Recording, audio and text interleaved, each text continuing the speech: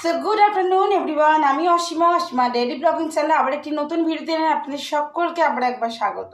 আশা করবো আপনারা সকলে খুব ভালো আছেন, আমিও আছি, ভালোই আছি। তো এখন আমাদের দুপুরে লাঞ্চ চলছে রেডি। তো আমি আজকে সানডে, তো এখন টাইম হয়ে গেল 1:45। সকাল থেকে আজকে ব্লগটা শুরু করিনি কারণ মিঠি পড়ছিল, বললে আগেই শুরু হতো।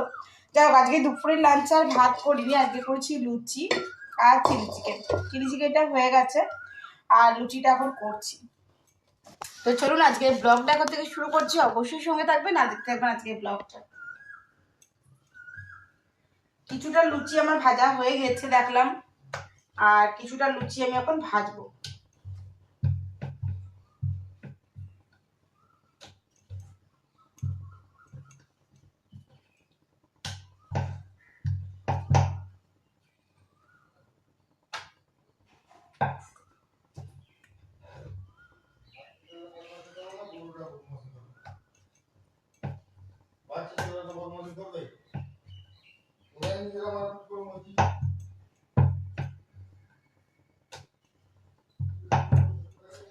তো ওদিকে আমি গ্যাসটা চালু করে দিয়েছি, আবারও এগুলো বেলে আবার আমি ভেজে।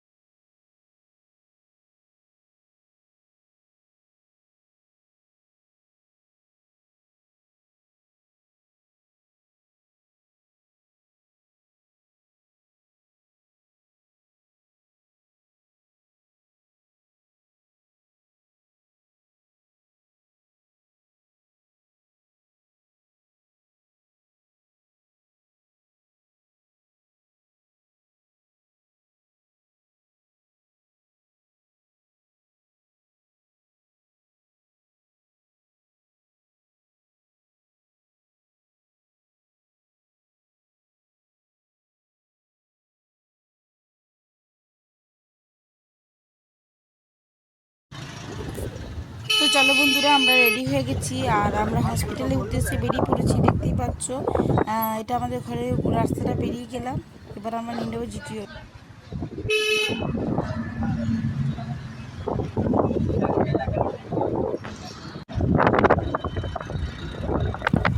তো দেখতেই পাচ্ছ আমরা জিটিও ধরে নিয়েছি আর জিটিও দিয়েই আমরা যাই প্রতিবারই। আর এখন আমরা মুচিপাড়া দিয়ে যাব।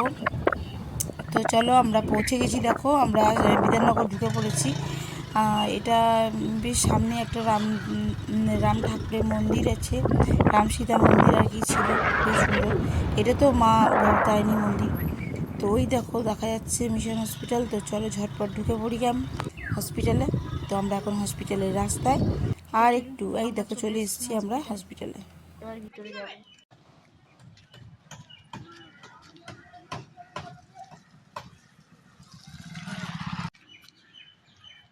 তো চলুন আমরা যাবো এবার ভিতরে।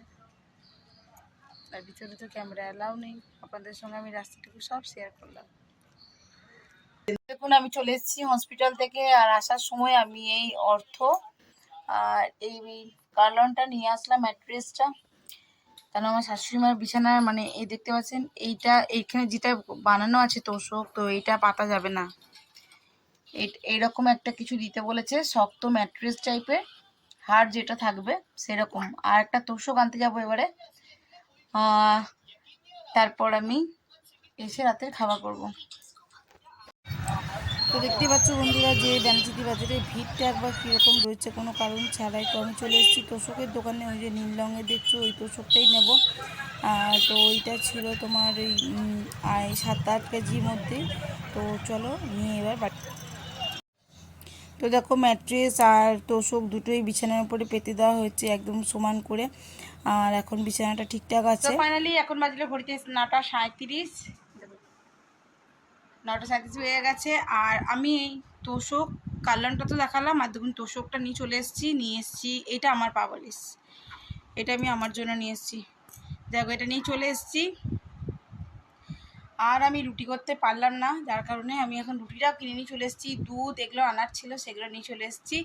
যাই হোক, আজকের মতন ব্লগটা আমি এখানেই শেষ করছি। ভালো লাগলে অবশ্যই একটি লাইক কমেন্ট শেয়ার করে দেবেন। ব্যানাচিতি বাজারে অসম্ভব ভিড়, মাথা ধরে যাচ্ছিলো আমার, ওই জন্য আমরা 54 ফুট হয়ে ঢুকে চলে এসেছি।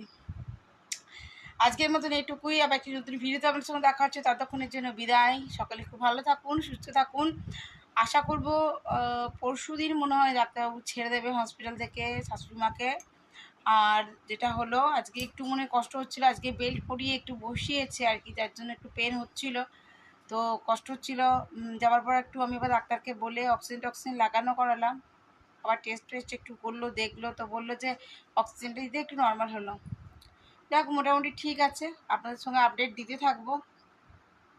তবে কালকে থেকে আজকে একটু মানে কেমন লাগছিল, যেহেতু আজকে বসিয়েছি, একটু ব্যথা হয়েছে আর কি, যার জন্য একটু কাঁদছিল, কষ্ট হচ্ছিল বলে।